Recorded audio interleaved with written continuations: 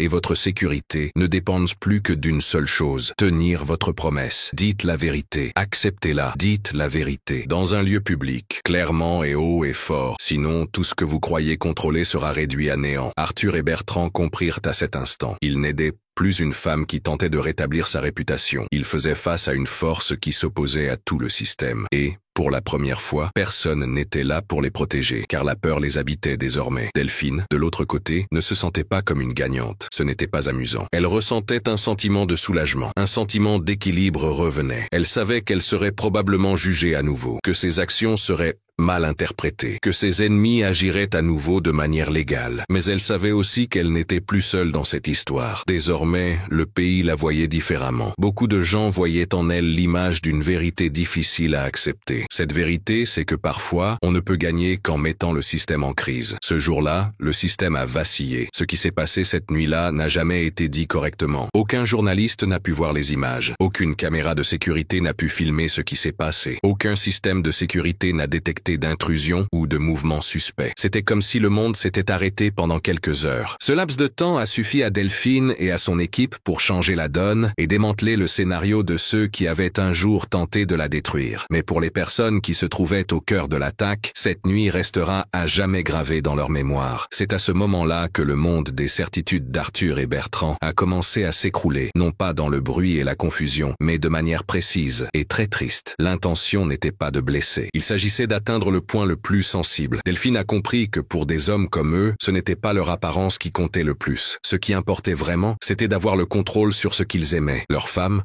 leurs enfants, leurs parents et leur foyer. La zone de confort et de protection qui les avait toujours protégés, comme un bouclier invisible. C'était là qu'ils se sentaient forts et sans peur. Et c'était précisément là qu'elle allait prouver que tout, absolument tout, pouvait être pris lorsqu'on construisait son pouvoir sur le mensonge. L'opération a commencé à 23h45. Toutes les équipes étaient en place. Les voitures utilisées étaient normales, sans marque distinctive. Les agents portaient des vêtements simples, sans couleur vive, rien qui puisse attirer l'attention. Les instructions étaient simples.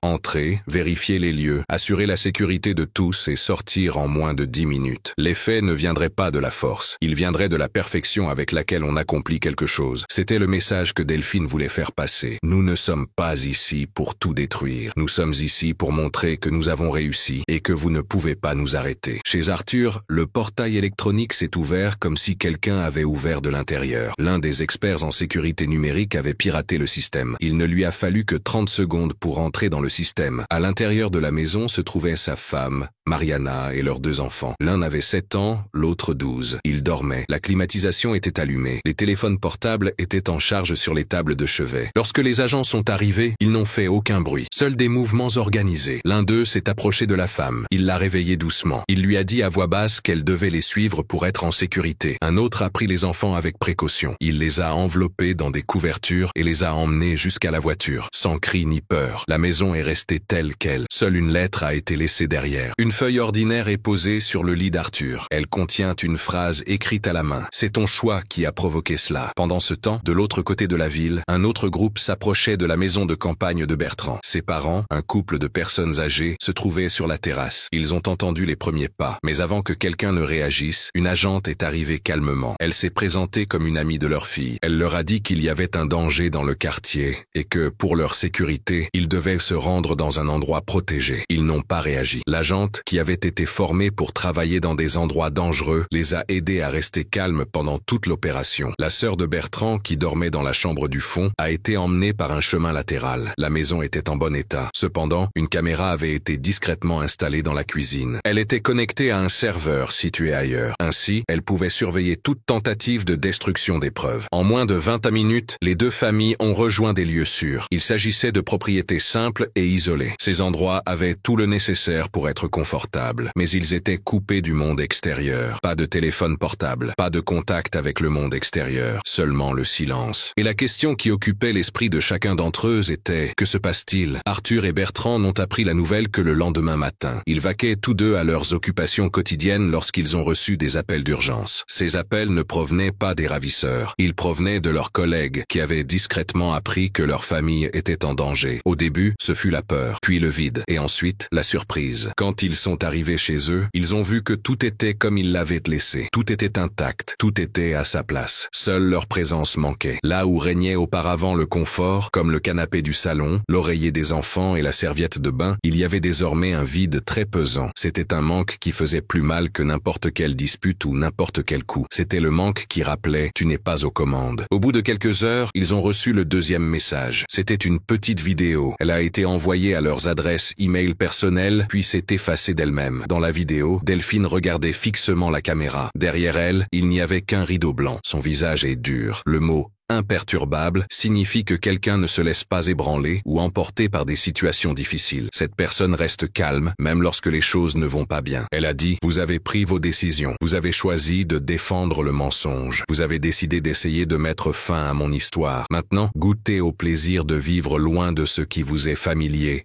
et facile. Ce n'est pas par désir de vengeance, mais c'est seulement ainsi qu'ils comprendront ce que c'est que d'être arrachés à l'endroit où tout a été fait. Vous n'avez qu'une seule chance d'en finir. Faites ce que vous avez dit que vous feriez. Faites vos déclarations. Rendez la vérité et vous pourrez retrouver vos familles. Si vous ne le faites pas, ce que vous perdrez maintenant ne sera que le début. Pas de cris, pas de colère. La vérité, simple et claire. Le genre de message qui reste gravé dans la mémoire. À ce moment-là, pour la première fois de leur vie, Arthur et Bertrand ont ressenti ce que Delphine avait ressenti à la police, au tribunal et en prison. Ils ont senti qu'ils ne pouvaient rien faire. Ils ont eu peur. Ils ont senti un changement radical. Delphine n'a pas souri. Ce n'était pas une victoire. C'était une réponse. Une opération chirurgicale pour réparer la douleur qu'ils lui avaient infligée. S'il restait encore un doute dans l'esprit de ses agresseurs quant au pouvoir qu'elle détenait, ce doute avait désormais disparu. L'attaque contre les familles n'avait rien à voir avec la violence. Elle a dit la vérité. La vérité, quand elle arrive, ne demande pas la permission. L'image des deux hommes est apparue sur les écrans après un certain temps. La salle était déjà remplie de journalistes, de caméras et de spectateurs. La retransmission en direct était suivie par des milliers de personnes chaque seconde. L'événement se propageait rapidement, comme un feu qui ne fait pas de bruit. Les visages d'Arthur et de Bertrand sont apparus sans l'éclat qu'ils avaient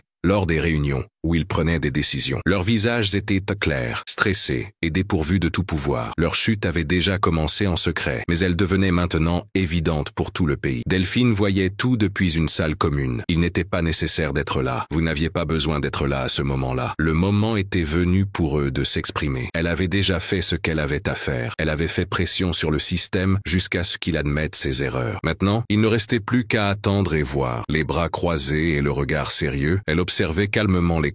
C'était le calme de ceux qui connaissent la force de la vérité lorsqu'elle est prononcée par ceux qui l'ont niée auparavant. Arthur fut le premier à prendre position. Le micro devant lui semblait plus grand que tous ceux qu'il avait vus auparavant. Tout au long de sa carrière, il avait parlé comme quelqu'un qui sait beaucoup et qui fait autorité. Mais maintenant, sa voix tremblait. Les mots qu'il voulait dire semblaient ne pas vouloir sortir. Il prit une profonde inspiration. Il regarda sur le côté et essaya de trouver du courage quelque part dans son esprit. Et enfin, il commença. « Je suis ici pour dire que j'ai commis une erreur, que j'ai utilisé mon pouvoir à mauvais escient. J'ai pris des mesures contre Madame Delphine Cecilia Bastos parce que j'étais en colère, envieux et vaniteux. Je n'avais aucun fondement juridique pour le faire. Je n'avais aucune explication valable. Je l'ai fait parce que je n'acceptais pas de la voir là où elle est. La salle était très calme. Il n'y avait ni interruption, ni question. Seule la vérité sortait de la bouche de celui qui avait toujours essayé de la cacher. Les caméras enregistraient chaque mouvement des mains, chaque pause entre les phrases. Arthur a continué. J'ai rédigé de faux rapports. J'ai modifié les versions. J'ai utilisé mon pouvoir pour créer une histoire qui aiderait à justifier son arrestation. Le juge Bertrand a aidé à organiser le procès. Il a accepté de rendre une décision, même avec les preuves qui ont été présentées. Nous étions déterminés à l'écarter, quel qu'en soit le prix. Bertrand, qui était assis à proximité, baissa la tête. Les masques étaient tombés. La vérité, racontée par l'un des auteurs du mensonge, était comme une corde qui tirait tout le monde vers le bas. C'était maintenant son tour. Il leva les yeux, prit une profonde inspiration et dit « J'avoue avoir aidé. Arthur m'a donné des instructions claires avant le procès. J'ai pris connaissance des preuves. Je savais que Delphine n'était pas coupable, mais j'ai choisi de protéger un accord ancien. Je voulais préserver un réseau d'aide et un partenariat que je trouvais très solide. Elle a été punie non pas par la loi, mais par la vanité de deux hommes qui n'ont pas pu accepter de voir une femme noire, capable et forte, occuper une place où l'on a toujours dit que seuls nous pouvions être. Les paroles de Bertrand furent comme un miroir brisé. Elles révélaient tous les fragments de vérité que Delphine gardait depuis le jour où elle avait été abordée. Pour la première fois dans tout le pays, tout ce qui était auparavant resté silencieux était dit clairement, et impossible de ne pas le remarquer. Désormais, la parole de Delphine n'était plus seule contre le système. C'était le système lui-même qui disait la vérité. Les réactions extérieures ont été rapides. Les réseaux sociaux ont été inondés de commentaires. Les journaux ont rapidement modifié leurs articles. Les experts tentaient de comprendre les conséquences juridiques, tandis que la population était sous le choc de l'ampleur de ce qui était révélé. Ce n'était pas seulement la reconnaissance d'une erreur, c'était le démantèlement d'une structure. C'était la fin d'une histoire qui avait été maintenue par la tromperie et la peur. Pour Delphine, ce moment était plus personnel que pour les autres. Elle était assise devant l'écran et n'a pas versé une larme. Elle n'a pas souri. Elle n'a pas fait de bruit. Elle a juste ressenti. Elle est restée silencieuse à l'intérieur. Une sorte de paix qui ne vient pas de la victoire, mais du réconfort de voir la vérité enfin clairement révélée. C'était comme si quelque chose en elle, qui était resté bloqué depuis le premier contact, avait été libéré. Mais elle savait que cela ne changeait rien à ce qui s'était déjà passé. La douleur ne disparaissait pas avec des aveux. Les marques ne s'effaçaient pas avec des excuses. Le temps qu'elle avait passé en cellule, les regards qui la jugeaient et les visages qui l'ignoraient lorsqu'elle essayait de dire la vérité. Rien de tout cela ne changeait avec une diffusion en direct. Malgré tout, elle comprenait qu'elle avait besoin de ce moment. Pas pour flatter son ego, mais pour que le pays puisse voir, pour que personne ne puisse plus faire semblant de ne pas savoir. Après les aveux, Arthur et Bertrand ont été emmenés sous protection. Il n'y a eu ni cri de mécontentement, ni applaudissements. Seulement le silence. Un silence lourd, chargé de culpabilité et d'histoire. Delphine, qui regardait l'écran jusqu'à la fin, s'est levée lentement. Elle a pris une profonde inspiration. J'étais libre, mais pas de la manière habituelle. J'étais libre de la fausseté, sans attendre. Libre de l'incertitude incertitude qui pesait sur son histoire depuis si longtemps. Quelques heures plus tard, la justice a annoncé que l'affaire serait réouverte. Delphine serait considérée comme innocente. Son travail, retrouvé, ses droits, rétablis. Mais le plus important était déjà fait. La vérité avait été entendue par tous. En cette fin d'après-midi, alors que le ciel s'assombrissait sur la ville, Delphine est partie se promener, seule, sans garde, sans caméra, sans applaudissements, seule avec le vent et le bruit de ses pas lourds sur le trottoir. La femme qu'ils avaient tenté de détruire était non seulement en vie, mais elle avait également remporté la bataille. Dans les jours qui ont suivi les déclarations publiques d'Arthur et Bertrand, la situation dans le pays a changé. Le jugement qui avait condamné Delphine a été officiellement annulé. Son nom a été blanchi et elle a retrouvé sa dignité. Mais ce qui l'a le plus marqué, c'est son retour au travail. Le document de réintégration lui est parvenu par email. Il était imprimé sur du papier à en-tête et porté par la signature de 3 ministres. Elle n'a pas fait la fête. Elle a juste fermé les yeux un instant. Elle a senti le papier dans sa main et s'est souvenue de chaque minute passée en prison. Elle s'est également souvenue de chaque nuit blanche et de chaque idée qui lui était venue dans le noir. Ce n'était pas une réussite administrative, c'était la confirmation d'un récit véridique. Quand elle est retournée dans le bâtiment où elle avait été chef, les couloirs semblaient avoir un air différent. Plusieurs personnes qui la regardaient auparavant d'un œil critique évitaient maintenant de la regarder, honteuse. Les quelques personnes qui avaient toujours cru en elle l'ont accueillie avec des embrassades douces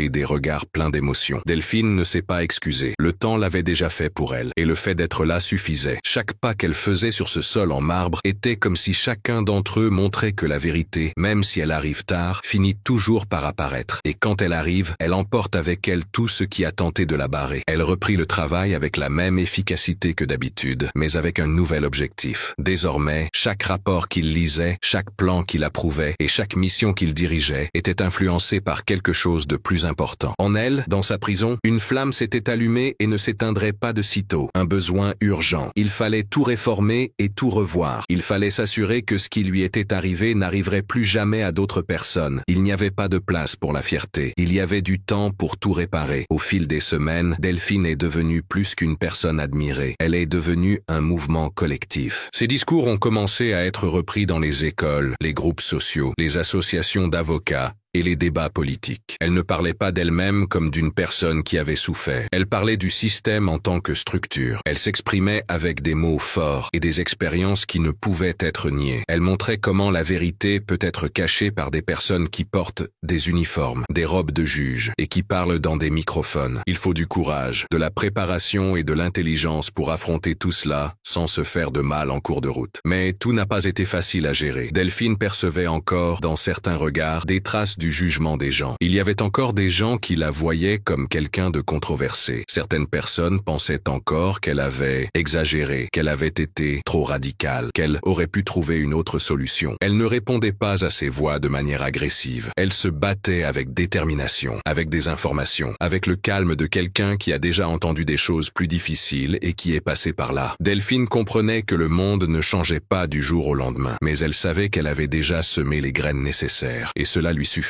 Chaque jour qui passait, son image devenait plus forte, non pas à cause de la publicité, mais parce que c'était la réalité. Non pas à travers des discours préparés, mais à travers son expérience de vie. Ce qui était le plus impressionnant, c'est que Delphine n'a jamais dit qu'elle était une héroïne. Elle s'est toujours exprimée comme une personne, avec des erreurs, avec de l'inconfort, avec des incertitudes. Elle racontait son histoire non pas comme une femme sans défaut, mais comme quelqu'un qui a dû être plus forte qu'elle ne le devait, et pendant plus longtemps que ce qui était juste. Et c'est ce qui faisait que beaucoup de gens se sentaient comme elle. Cet après-midi-là, après une nouvelle journée de travail au bureau, Delphine est partie se promener seule, sans garde, sans personnel, sans programme. Elle a parcouru les mêmes rues où elle avait déjà connu la honte. Elle a également marché sur les mêmes trottoirs où elle avait vu sa voiture être emmenée. Maintenant, elle n'avait plus peur. Maintenant, elle était tranquille. Les lumières de la ville s'allumaient lentement. Elle brillait dans ses yeux d'une manière magnifique qu'elle n'avait pas vue depuis longtemps. Il semblait que, enfin, le monde était un peu plus en accord avec la vérité qu'elle avait toujours connue. Et là, entre ses pas et le vent, elle comprit. Vaincre ses ennemis n'était pas la véritable victoire. C'est par une chaude fin d'après-midi que les premiers signes sont apparus. Une réunion a été rapidement organisée dans le principal lieu de sécurité du pays. 3 noms connus étaient assis à la table. C'étaient des personnes importantes et anciennes. Tous avaient été impliqués dans des affaires que Delphine démantelait discrètement depuis son retour au travail. L'atmosphère était étrange, très sérieuse. Une attitude qui semblait irréelle. Elle l'a remarqué dès la première minute. « Nous avons peur des conséquences de vos récentes actions », a déclaré l'un des hommes en fouillant dans les papiers qui se trouvaient devant lui. Vous remuez des choses qui remontent à très loin, Delphine. Elle a simplement croisé les bras, attendant qu'il parle sans détour. Un homme plus âgé, qui semblait cynique, a déclaré « Il ne s'agit pas seulement de ce qui est arrivé à Arthur et Bertrand. Il s'agit de tout ce qui s'est passé après, de votre comportement, des actions qu'il a permises, des mouvements d'argent inexplicables du mois dernier. Certaines personnes cherchent des réponses. Le contrôleur a demandé que vous soyez mise à l'écart pendant un certain temps jusqu'à la fin de l'enquête. » Cette phrase était un piège déguisé en règle, une tentative évidente de la mettre hors jeu. Le contrôleur, qui n'avait jamais rien dit lorsque Delphine avait été injustement arrêtée, voulait maintenant enquêter sur son travail, et tout cela sur la base de documents qu'elle n'avait même pas vus. Elle savait très bien ce qui se passait. Le système tentait son dernier assaut. Ce n'était pas une cellule, ce n'était pas un procès, c'était plus subtil, plus risqué. C'était une tentative pour lui ôter toute sa force, afin de l'affaiblir en tant qu'institution, sans bruit, sans nouvelles, sans possibilité de se défendre en public. Il voulait qu'elle disparaisse sans faire de bruit, que son chemin se transforme en bruit, que sa force soit divisée en tâches et en groupe de travail. Delphine écouta tout sans interruption. Elle regarda le visage de chacune de ces personnes. Ils étaient là par peur. Ils n'avaient que cela, la peur de ce qu'elle représentait, la crainte de ce que sa vérité pourrait déclencher, la peur que si une femme comme elle, noire et issue d'un milieu modeste, pouvait occuper cette place et diriger correctement, alors d'autres personnes comme elle pourraient en faire autant. Telle était leur véritable peur. Elle n'a pas répondu tout de suite. Il a demandé des copies de tous les documents. Il a quitté la réunion sans perdre confiance. Mais à l'intérieur, un nouveau feu s'était allumé. Ne te fâche pas, elle avait déjà ressenti cela auparavant. C'était certain, la confirmation que le système ne changeait pas uniquement grâce à des avancées visibles. Il fallait montrer jusqu'au dernier soutien. Il fallait éradiquer les racines de la manipulation présente dans les institutions. Et maintenant, elle comprenait que son véritable combat ne faisait que commencer. Dans les jours qui suivirent, Delphine a réuni son équipe de personnes de confiance. Des personnes qui savaient ce qui se passait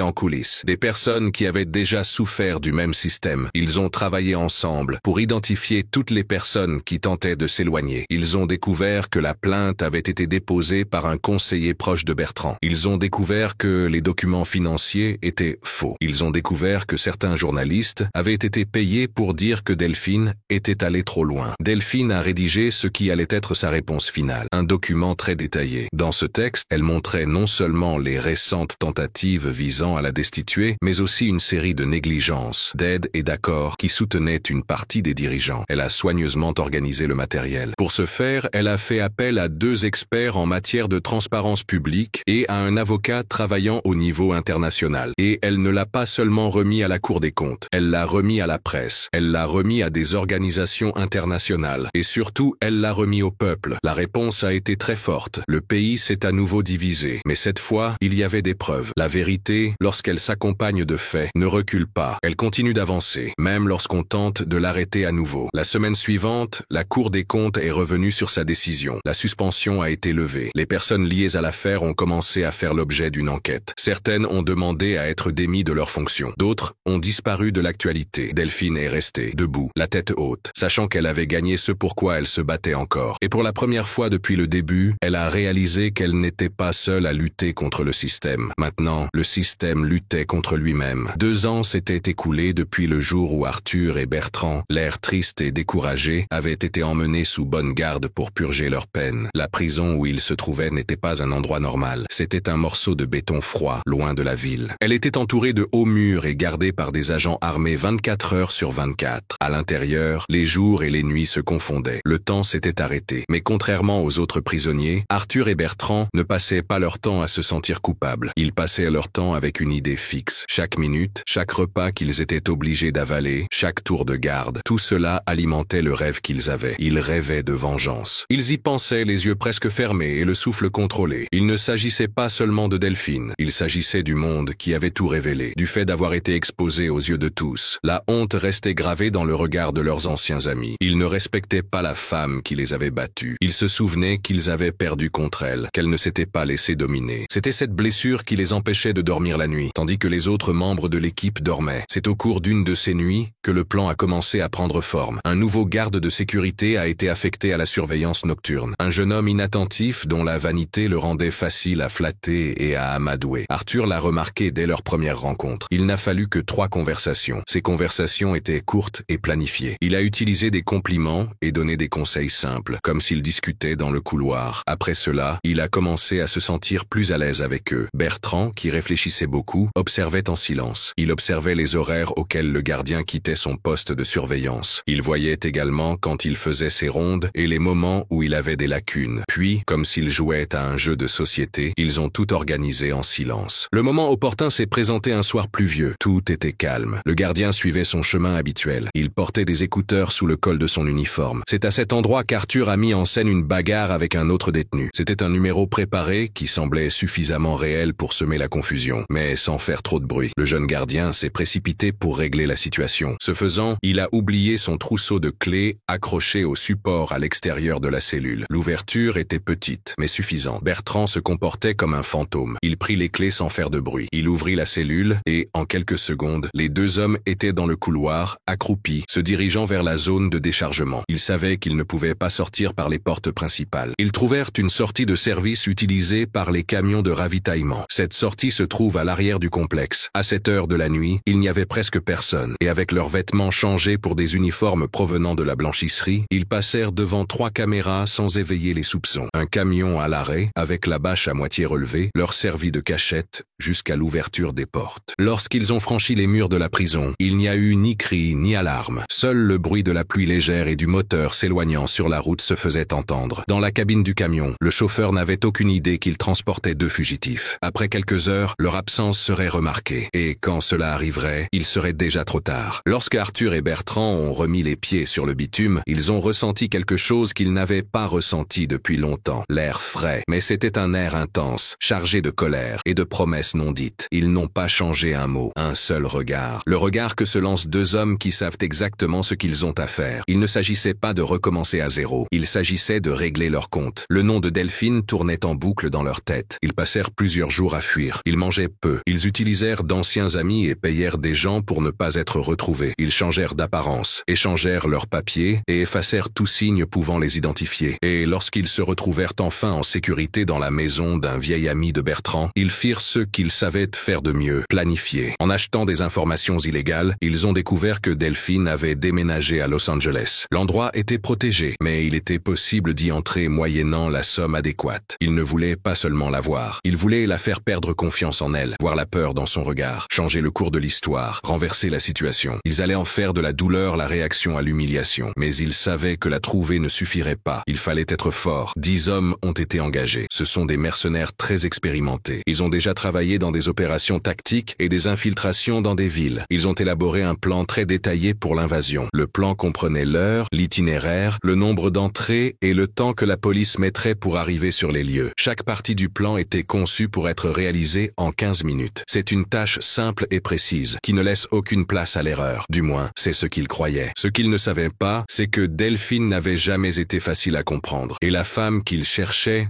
n'était pas là. La ville de Los Angeles se réveillait lentement en cette semaine qui allait apporter de nombreux changements. Alors que les premières lumières apparaissaient entre les immeubles et que les rues étaient encore calmes, un nouveau chapitre de l'histoire de Delphine s'écrivait en secret. Cet événement était loin des regards, caché derrière des codes informatiques et des documents que seules quelques personnes pouvaient lire. Pour beaucoup, ce n'était qu'un jour comme les autres, mais pour Arthur et Bertrand, ce jour marquait le début d'une nouvelle mission. Mettre fin à la paix que Delphine avait obtenue. Détruire sa stabilité, lui ôter le calme qu'elle avait acquis à grand-peine, et cette fois, le faire avec une précision minutieuse. La nouvelle est arrivée en 3 mots simples envoyés par l'un des soldats dans une conversation sécurisée. Localisation confirmée. On avance. Cette phrase a attisé la haine irrésolue d'Arthur. L'adresse de Delphine était enfin connue. Après plusieurs semaines de recherche, d'observation sur Internet et de paiement de personnes disposant d'informations, ils avaient découvert où elle vivait. Elle se trouvait dans un quartier isolé, en haut des montagnes. Cet endroit était très boisé isolé, avec peu de maisons à proximité et peu de sécurité. C'était l'endroit idéal pour ceux qui voulaient simplement mener une vie tranquille. Mais pour eux, c'était l'endroit idéal pour une attaque discrète. Le plan était simple à comprendre. Arriver en fin d'après-midi, ne pas faire de mouvements brusques, entrer par le côté de la maison et atteindre l'intérieur en moins de 3 minutes. Utiliser la force de manière contrôlée, juste assez pour capturer Delphine vivante. Après cela, ils demanderaient de l'argent. Et en plus, ils demanderaient le silence. Arthur ne voulait pas seulement répondre. Il voulait la voir triste et sans force, regardant les personnes qu'elle aimait en danger. Il voulait qu'elle ressente le même sentiment d'impuissance qu'il avait ressenti lorsqu'il était en prison. C'était un acte motivé par des sentiments blessés. Ce genre de sentiments, même s'ils sont risqués, empêchent la personne qui attaque de voir ce qui est le plus important. Delphine n'était pas dans cette maison. Arthur et Bertrand ne savaient donc pas que Delphine avait découvert depuis des mois que les alliances malhonnêtes du système existaient toujours. Elle avait donc décidé de renforcer sa sécurité avec précaution. Elle avait notamment déménagé dans un endroit plus sûr et plus calme. La maison dans les collines de Los Angeles, qui semblait fragile, était en réalité un lieu de surveillance. C'était son frère aîné, Guillaume, qui veillait sur elle. Il avait été soldat dans les forces spéciales. Il avait appris à retrouver des personnes dans la ville, à utiliser des stratégies mentales et à se défendre. L'après-midi de l'attaque, Guillaume était vigilant. Ce n'était pas par chance, mais parce que les capteurs qui l'entouraient avaient détecté un mouvement étrange. Une caméra près d'un passage a filmé des ombres et des silhouettes qui n'appartenaient à aucun résident ou visiteur autorisé. En moins de 5 minutes, il a réuni son équipe. Il a mis en place son plan de protection et éteint toutes les lumières de la maison. De l'extérieur, on aurait pu croire que la maison était vide. C'était exactement ce qu'il voulait. Lorsque les soldats engagés sont arrivés, séparés en 2 groupes, ils ont commencé à se placer à des endroits stratégiques. Arthur et Bertrand sont restés en retrait, observant la scène. Ils n'allaient entrer que lorsque tout serait prêt. L'horloge indiquait 18h47. La lumière du jour déclinait. Le ciel orange se transformait en un bleu foncé. La tension était palpable. Le premier groupe a tenté d'entrer par la cuisine. La deuxième pièce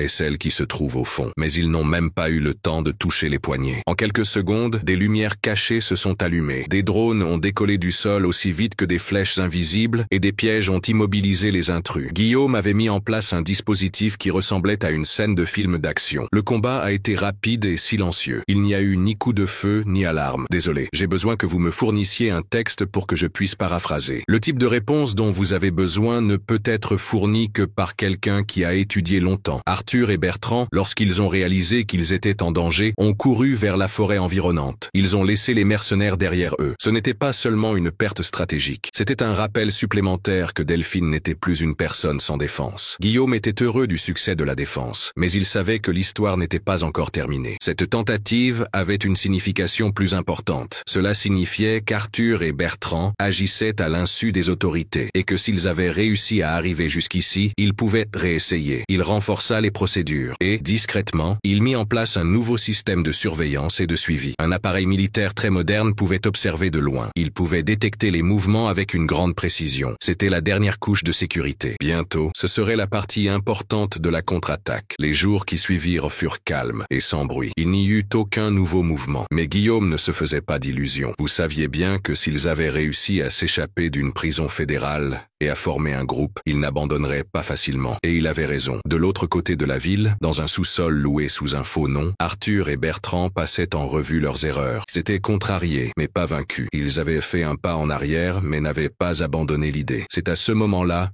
qu'ils ont découvert une régularité dans le comportement de Guillaume. Des promenades nocturnes, seules. Le trajet dure entre 30 et 40 minutes. Cela se produit toujours entre 10 et 11 heures du soir. C'était le genre d'erreur qu'un homme comme Guillaume ne commettait pas habituellement. Mais même les personnes les plus préparées ont parfois besoin de s'arrêter pour respirer. Elles ont besoin de sentir qu'elles sont encore des êtres humains. Et c'est précisément à cet endroit, en essayant de faire comme si tout était normal, qu'ils ont trouvé l'occasion. Ils ont décidé d'agir rapidement. Les 3 soldats qui avaient réussi à sortir de l'encerclement se sont réunis. Ils ont organisé l'attaque avec beaucoup de soin. Ils ne feraient pas de bruit. Ils ne laisseraient aucune trace. Et quand ils attrapèrent Guillaume, ils auraient quelque chose à utiliser en échange. Un objet important pour semer le doute dans l'esprit de Delphine. Ils ne savaient pas qu'ils recommençaient à jouer avec elle. Ce qui semblait être une faiblesse était en réalité un piège. Le coup suivant était déjà en train de se jouer. Cette nuit-là commença comme tant d'autres. Le ciel était clair, sans nuages, et un silence ambiance irréelle régnait dans les rues élevées de Los Angeles. Guillaume, comme toujours, portait sa veste fine, un pantalon sombre et des baskets simples. Il semblait être juste un homme de plus à la recherche de calme parmi les arbres du parc où il avait l'habitude de se promener. Pour quiconque le regardait, c'était une habitude normale. Mettre des écouteurs, marcher d'un pas ferme, garder les mains dans les poches et le regard lointain. Ce soir-là, quelque chose rendait l'atmosphère plus lourde. C'était comme si le monde retenait son souffle et que les ombres bougeaient lentement. Guillaume ne savait pas exactement quand tout était devenu dangereux. Il n'y avait eu aucun signe avant-coureur, aucun bruit particulier. Il y avait juste eu un petit changement dans les environs. Une camionnette blanche s'était garée à un endroit où il n'y avait jamais eu de voiture auparavant. Les autres promeneurs avaient soudainement disparu du sentier. Une image étrange était apparue à la fenêtre d'un immeuble lointain. C'est ainsi qu'il avait compris. Les mercenaires n'étaient pas arrivés en force. Ils arrivèrent avec précision. Ils sont calculateurs et silencieux. Ils agissent comme des prédateurs dans les villes. Ils se cachent dans les recoins de la ville. Lorsqu'ils s'approchèrent, ils savaient qu'il se trouvait face à un animal imprudent. Guillaume laissa les gens penser ainsi. Il les laissa l'encercler comme quelqu'un qui n'est pas prêt. Elle ne réagit pas lorsque la personne s'approcha par derrière. Elle attendit. Quand ils lui ont mis la cagoule sur la tête, il a compris que l'opération avait commencé, exactement comme il le voulait. Il fut emmené sans faire de bruit et sans se débattre. Ses bras furent attachés avec du ruban adhésif solide. Ses chevilles furent immobilisées. On le fit monter dans la voiture dans un silence qui semblait respectueux. Aucun des hommes ne disait rien. Ni Arthur ni Bertrand ne le regardaient avec impatience depuis le siège avant. Guillaume n'avait pas besoin de regarder leur visage. Il le savait. Je l'avais déjà enseigné à de jeunes gens, à une autre époque, ailleurs dans le monde. Vous savez que ceux qui restent silencieux pendant le jeu pensent généralement qu'ils savent tout, mais ils avaient oublié un détail. Ce soir-là, le jeu ne leur appartenait pas. Guillaume était coincé sur le plancher du van. Il avait la tête baissée. Il entendait les pneus crisser sur l'asphalte. Il comptait les virages.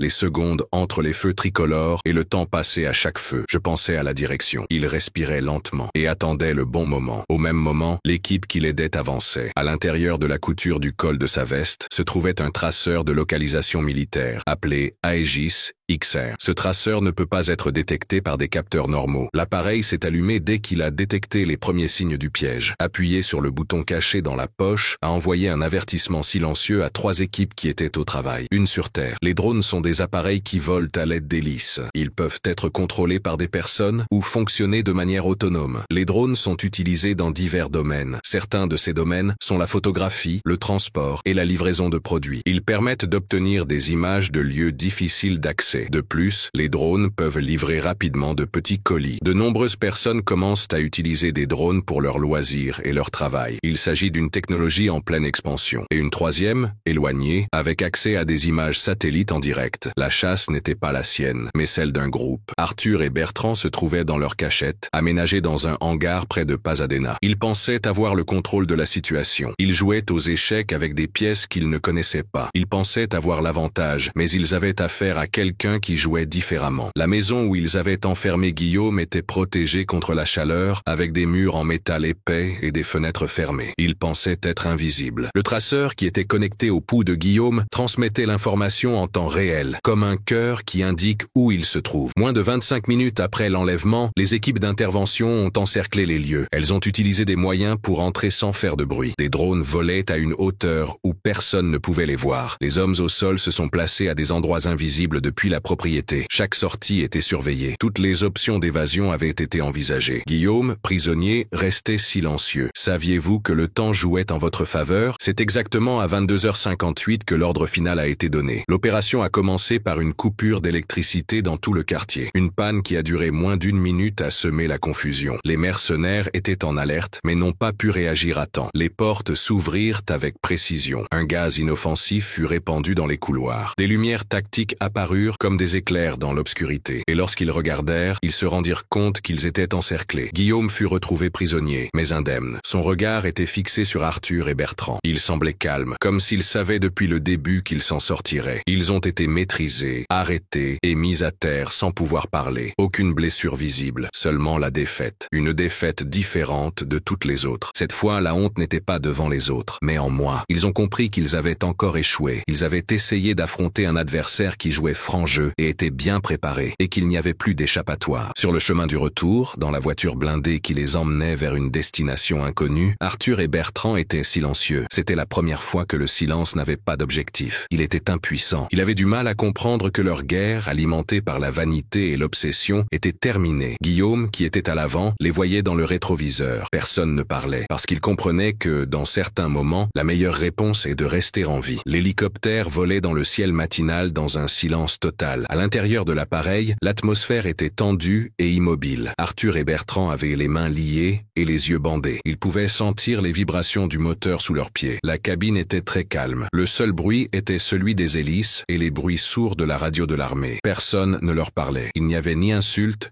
ni dispute, ni même d'explication. Seulement le poids de la chute. Une chute différente de tout ce qu'ils avaient connu auparavant. C'était la fin. Guillaume leur avait donné de manière personnelle, sans colère dans le regard, mais avec un calme inébranlable. Avant de monter dans l'hélicoptère, il avait dit quelques mots à l'officier qui s'occupait de l'escorte. Ils ne peuvent plus rester dans un endroit normal. Ce qu'ils ont en eux est trop mauvais pour qu'ils restent près d'autres personnes. Les mots furent écoutés en silence. Puis l'hélicoptère décolla, laissant les deux hommes sans aucun contact avec ce qu'ils connaissèrent du monde. Le voyage dura des heures. La nuit passa, l'aube se leva, puis le jour commença à poindre lentement tandis que l'avion survolait des kilomètres de mer. Arthur et Bertrand ne sentèrent que le vent froid et l'odeur du sel pendant leur vol. Ils ne savaient pas où ils étaient, mais l'absence de bruit de la ville et le bruit de plus en plus fort des vagues indiquaient clairement une chose. Ils étaient emmenés loin, très loin. Quand ils descendirent, deux personnes leur prirent les mains. Ils marchèrent alors sur une passerelle métallique. Sous leurs pieds, ils pouvaient entendre le bruit de leurs propres pas. Tout autour, le bruit continu de la mer qui se brisait sur les rochers. L'air était plus lourd et plus humide. Il régnait un silence très ancien. Lorsque les bandeaux leur furent retirés, les deux hommes eurent besoin d'un moment pour que leurs yeux s'habituent à la lumière vive qui éclairait les lieux. Ce qu'ils virent les laissa sans voix. Devant eux se dressaient les murs d'une prison différente de toutes les autres. La construction